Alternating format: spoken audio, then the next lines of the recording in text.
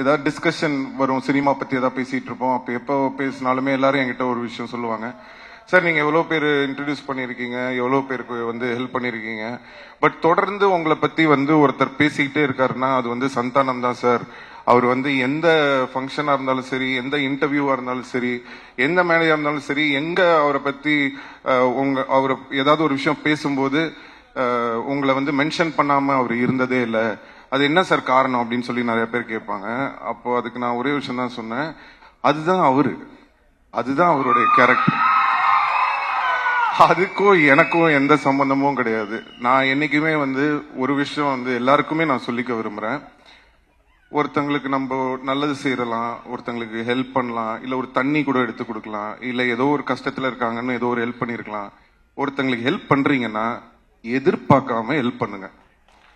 இந்த எதிர்பார்ப்பு வச்சுக்கிட்டு யாருக்குமே எந்த ஹெல்ப்பும் பண்ணாதீங்க. ஏன்னா ஒரு சில பேர் அந்த நம்ம பண்ண ஹெல்ப் ஞாபகம் வச்சு அதுக்கு வந்து ஒரு ரெஸ்பெக்ட் கொடுப்பாங்க.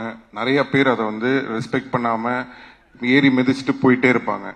சோ ஒருத்தங்க ஞாபகம் வச்சிருக்காங்களா இல்லையா, அவங்க மறந்துட்டாங்களா இல்லையா, ஏறி மிதிச்சுட்டு போயிட்டாங்களா இல்லையான்றது நம்மளுக்கு முக்கியமே கிடையாது. நம்மளுக்கு தேவை ஒன்னே ஒண்ணுதான், நம்மளுடைய கேரக்டர் இதுதான். எனக்கு ஒருத்தங்களுக்கு ஹெல்ப் பண்ண பிடிக்கும், நான் ஹெல்ப் பண்ணுவேன், அவ்வளவுதான். ஸோ அதை நம்ம வாழ்க்கையில எப்பவுமே வந்து ஒரு இதுவா வச்சுக்கிட்டோம்னு சொன்னா எந்த ஒரு இதுவும் இருக்காது. ஸோ இதுல இருந்து நான் சந்தானம் பார்க்கும்போது என்ன தோணுச்சுன்னா, அவரு எனக்காக அது சொல்லல, அவரு உண்மையிலேயே அதான் அவருடைய கேரக்டர். ஸோ அந்த பழச மறக்காம அவர் இருக்கிறதுனாலதான் இன்னைக்கு வரைக்கும் அவரோட எல்லா டீமும் அவர் கூட இருக்காங்க.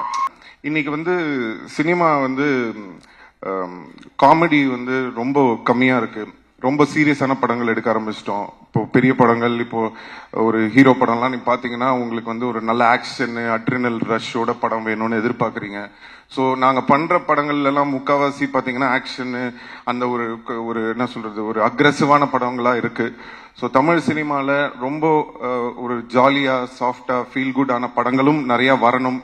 இப்போ ரீசெண்டா வந்து நம்ம எடிட்டர் நினைக்கிறேன் நீங்க ஒர்க் பண்ணியிருந்த அவர் வந்து இப்போ இந்த டூரிஸ்ட் ஃபேமிலின்னு ஒரு படம் பார்த்தேன், ரொம்ப அருமையா இருந்தது படம். அந்த டீமுக்கும் என்னோட வாழ்த்துக்கள் தெரிவிச்சுக்கிறேன். எதுக்கு சொல்றேன்னா, சந்தோஷமா ஹாப்பியான படங்களும் வந்து நிறைய வரணும். அது வந்து சந்தானம் மாதிரி ஒரு ஆளை வந்து நம்ம ரொம்ப நாளா மிஸ் பண்றோம். ஸோ அவர் வந்து படத்துல ஹீரோவா நடிக்கிறது மட்டும் இல்லாம இந்த மாதிரி ஆர்யாவோட இருக்கட்டும், இல்ல நானா இருக்கட்டும், அவருக்கு பிடிச்ச கேரக்டர்ஸா இருக்கட்டும், அந்த மாதிரி ஏதாவது முக்கியமான படங்கள் அவர் வந்து சூஸ் பண்ணி நிறைய படம் வந்து தமிழ் ரசிகர்களுக்காக சந்தானம் நடிக்கணும்னு நான் இந்த மேடையில அவரை கேட்டுக்கிறேன். ஸோ அது